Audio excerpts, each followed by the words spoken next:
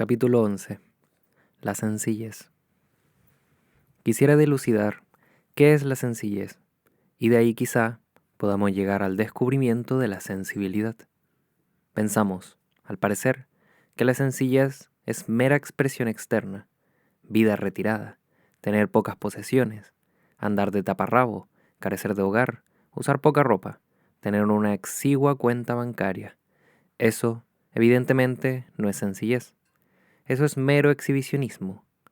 Y a mí me parece que la sencillez es esencial. Pero la sencillez solo puede surgir cuando empezamos a comprender el significado del conocimiento propio. La sencillez no es mera adaptación a un patrón de vida. Se requiere mucha inteligencia para ser sencillo, y no, simplemente, amoldarse a cierta norma por meritoria que ella sea en su aspecto externo. Por desgracia, casi todos empezamos por ser sencillos en apariencia, en las cosas externas. Es relativamente fácil tener pocas cosas y estar satisfecho con ellas, contentarse con poco y hasta compartir ese poco con los demás. Pero una mera expresión externa de sencillez en las cosas, en las posesiones, no implica, por cierto, sencillez en el fuero íntimo, porque, tal como el mundo es actualmente, se nos incita desde afuera, desde lo exterior, a tener más y más cosas. La vida está haciéndose cada vez más compleja y, con el fin de escapar a todo eso, tratamos de renunciar o de desprendernos de las cosas, automóviles, casas, organizaciones, cines y de las innumerables circunstancias que desde lo externo se nos imponen. Creemos que seremos sencillos viviendo retirados. Muchos santos, muchos instructores han renunciado al mundo, y me parece que tal renunciación por parte de cualquiera de nosotros no resuelve el problema. La verdadera sencillez, la sencillez fundamental, solo puede organizarse en el fuero íntimo, y de ahí proviene la expresión externa. Como ser sencillos es entonces nuestro problema, porque esa sencillez nos hace más y más sensibles.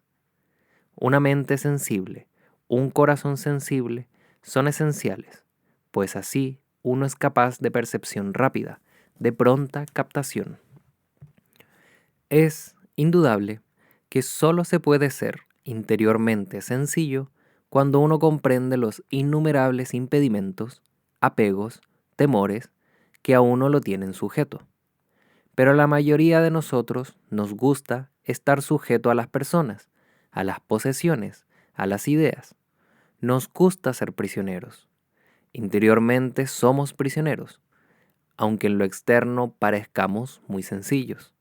Interiormente somos prisioneros de nuestros deseos, de nuestros apetitos, de nuestros ideales, de innumerables móviles.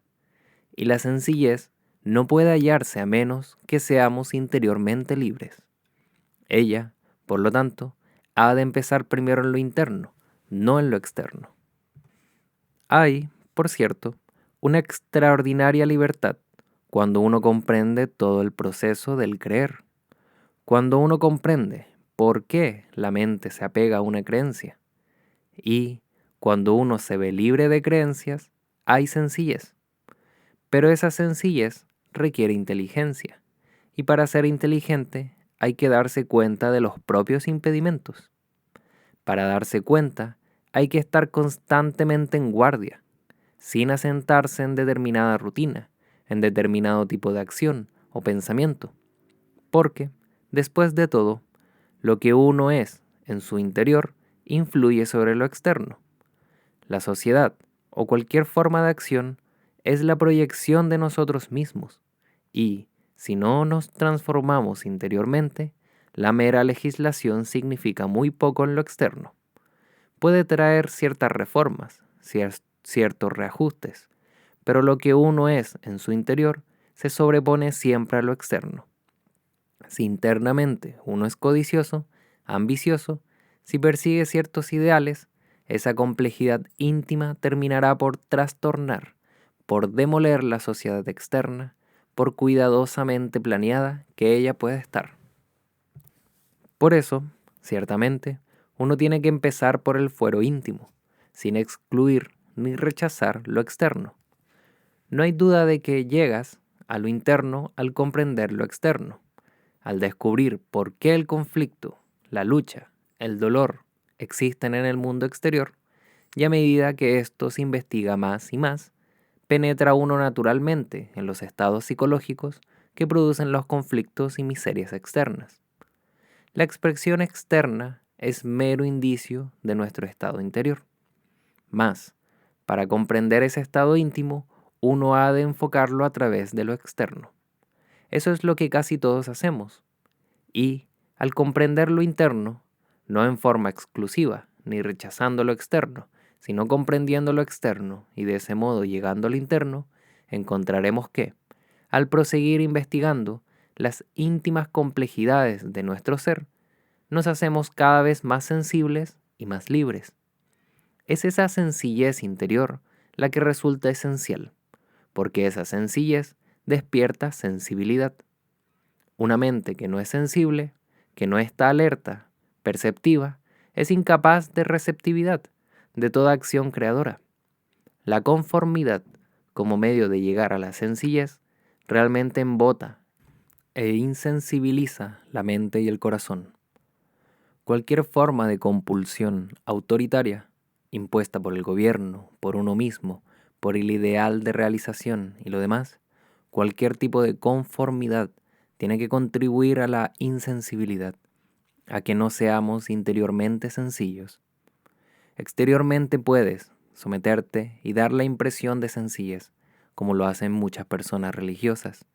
Ellas practican diversas disciplinas, ingresan a distintas organizaciones, meditan de una manera especial y así sucesivamente, todo lo cual les confiere una apariencia de sencillez, pero tal conformidad no contribuye a la sencillez. Ninguna forma de compulsión puede jamás conducir a la sencillez. Al contrario, cuanto más reprimas, cuanto más sustituyas, cuanto más sublimes, menos sencillez existe. Cuanto mejor comprendas, empero, el proceso de la sublimación, de la represión, de la sustitución, mayor será la posibilidad de ser sencillo.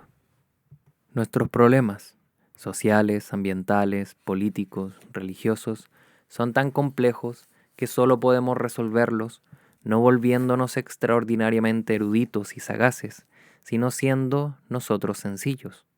Porque una persona sencilla ve mucho más directamente que la persona compleja.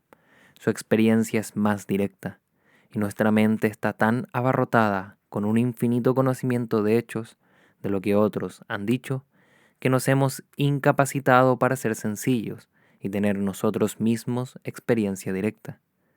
Estos problemas requieren un nuevo enfoque, y tal enfoque solo es posible cuando somos sencillos, realmente sencillos en nuestro fuero íntimo.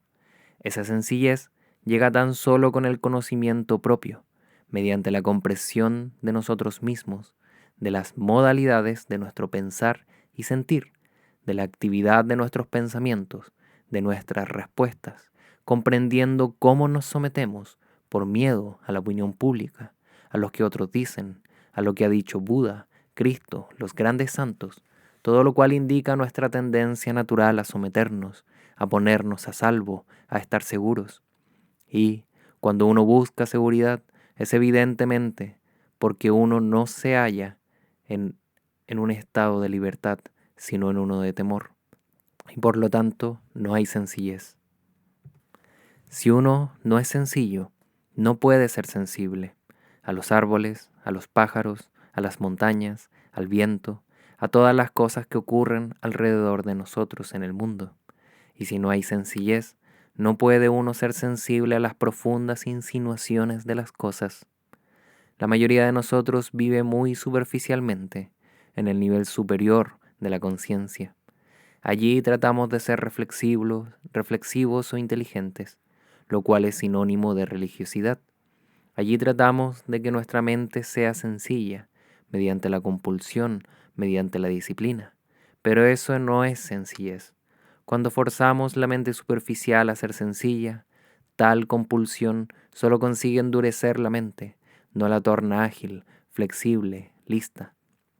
Ser sencillo en el proceso íntegro, total, de nuestra conciencia es extremadamente arduo, porque no debe existir ninguna reserva interior. Tiene que haber la ansia por averiguar, por descubrir el proceso de nuestro ser. Y ello significa estar alerta a toda insinuación, a toda sugerencia, darnos cuenta de nuestros temores, de nuestras esperanzas, investigar y libertarnos de todo eso cada vez más y más. Solo entonces, cuando la mente y el corazón sean realmente sencillos, cuando estén limpios de sedimentos, seremos capaces de resolver los múltiples problemas que se nos plantean. El saber no resolverá nuestros problemas. Puedes saber, por ejemplo, que existe la reencarnación, que hay continuidad después de la muerte. Puede que lo sepas, no digo que no lo sabes, o puede que estés convencido de ello, pero eso no resuelve el problema. A la muerte no puedes hacerla a un lado mediante tu teoría o información o con tus convicciones. Es mucho más misteriosa, mucho más honda, mucho más creadora que todo eso. Hay que tener capacidad para investigar todas esas cosas de un modo nuevo, porque es sólo a través de la experiencia directa cómo se resuelven nuestros problemas. Y para tener experiencia directa ha de haber sencillez, lo cual significa que tiene que haber sensibilidad. El peso del saber embota la mente. Asimismo, la embotan el pasado y el futuro.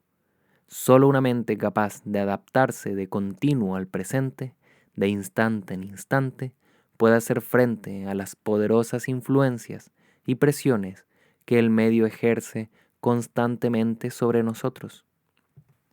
Por eso, el hombre religioso no es, en realidad, el que viste una túnica o un taparrabo, el que come tan solo una vez al día, o el que ha hecho innumerables votos de ser esto y de no ser aquello, sino aquel que es interiormente sencillo, aquel que no está deviniendo algo. Una mente así es capaz de extraordinaria receptividad, porque no tiene barreras, no tiene miedo, no va en pos de nada. Ella es, por lo tanto, capaz de recibir la gracia, de recibir a Dios, la verdad o como te guste llamarle. Pero la mente que persigue la realidad no es una mente sencilla. La mente que busca, que escudriña, que anda a tientas, agitada, no es una mente sencilla. La mente que se ajusta a cualquier norma de autoridad, interior o externa, no puede ser sensible. Y sólo cuando la mente es de veras sensible, cuando está alerta y es consciente de todo lo que en sí mismo ocurre, de sus propias respuestas, de sus pensamientos, cuando ya ha cesado en su devenir, cuando ya no se modela a sí misma para hacer algo, sólo entonces es capaz de recibir aquello que es la verdad. Es sólo entonces cuando puede haber felicidad, porque la felicidad no es un fin, es la expresión de la realidad. Y cuando la mente y el corazón se han vuelto sencillos y por lo tanto sensibles, no mediante forma alguna de coacción, de dirección o de imposición, entonces veremos que es posible atacar nuestros problemas muy sencillamente. Por complejos que sean, podremos abordarlos de un modo nuevo y verlos en forma diferente. Y eso es lo que se necesita actualmente, gente capaz de hacer frente a esta confusión externa, a esta varaunda y antagonismo, de un modo nuevo, creativo y sencillo, no con teorías ni con fórmulas, sean de izquierda o de derecha, y no puedes hacer frente a eso de un modo nuevo si no eres sencillo. Un problema solo puede ser resuelto cuando lo abordamos de un modo nuevo, pero no podemos abordarlo de un modo nuevo si pensamos en términos de una u otra norma de pensamiento, religioso, político o de otra índole.